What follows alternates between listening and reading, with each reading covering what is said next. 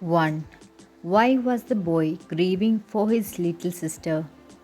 Answer. The boy was grieving at the death of his dear little sister who encouraged him. 2. What was the promise given by the boy to his little sister? Answer. The boy promised to draw his painting for his dear sister and shall think of her while painting it. 3. How did the audience react to the painting? Answer. The audience said that picture was better than all he had done before, and it was surely beautiful as it makes one happy to look at it. 4.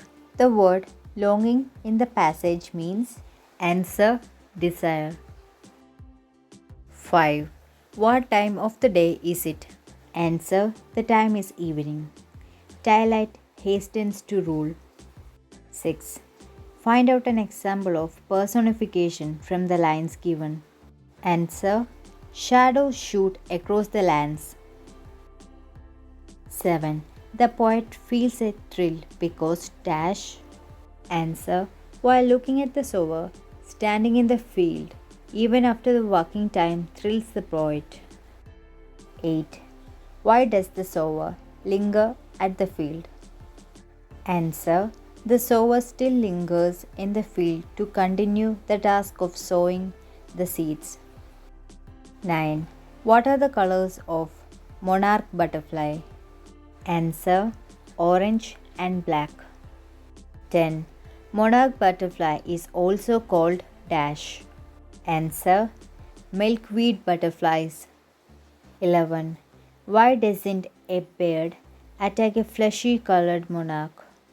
Answer. Because the bird knows that those bright colors means the monarch is poisonous. 12. The first step in the caterpillar's transformation to a butterfly happens when? Answer. It gets rid of its yellow, black and white striped skin. 13. Prepare a profile of R.L. Stevenson using the details given below. Use appropriate lingers wherever necessary.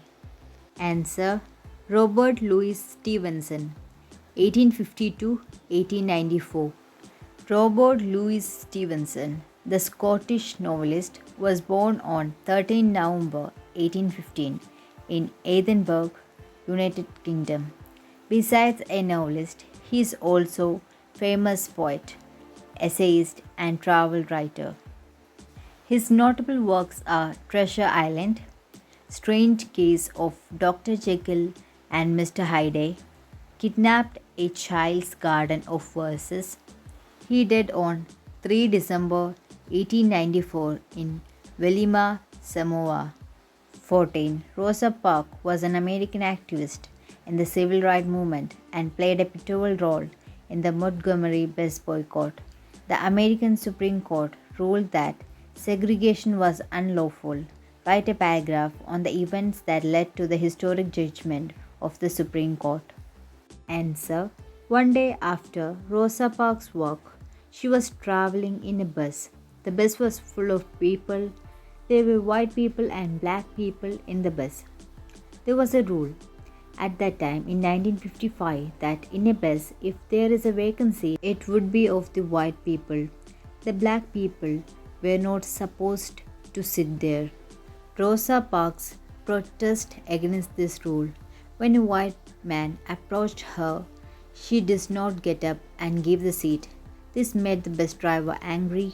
He called the police and the police arrested Rosa Parks. Then there was a revolution among the black people. 15. The little boy in the story, the little round red house, was so happy after completing the strange task given by his mother. He decided to write a letter to his friend about the wonderful experience he had on that day. Draft the likely letter. Answer. Jake, New York, 7/12/23. Dear Matthew, how are you? Hope you are doing good.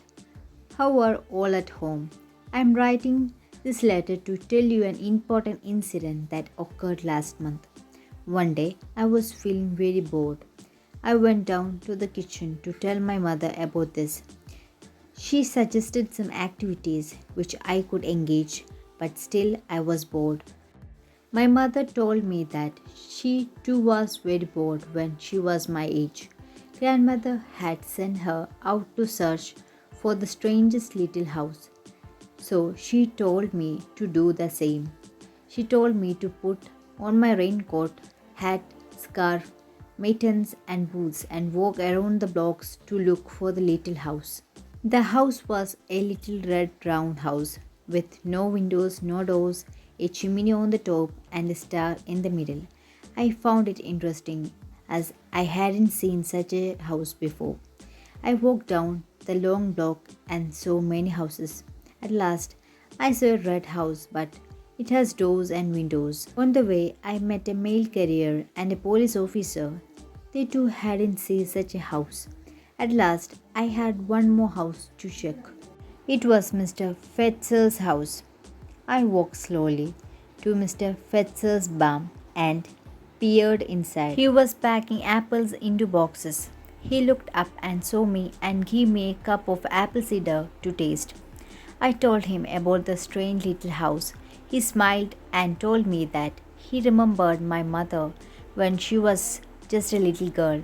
She too was looking for the same house. He walked outside and pointed to his orchids and showed me some trees.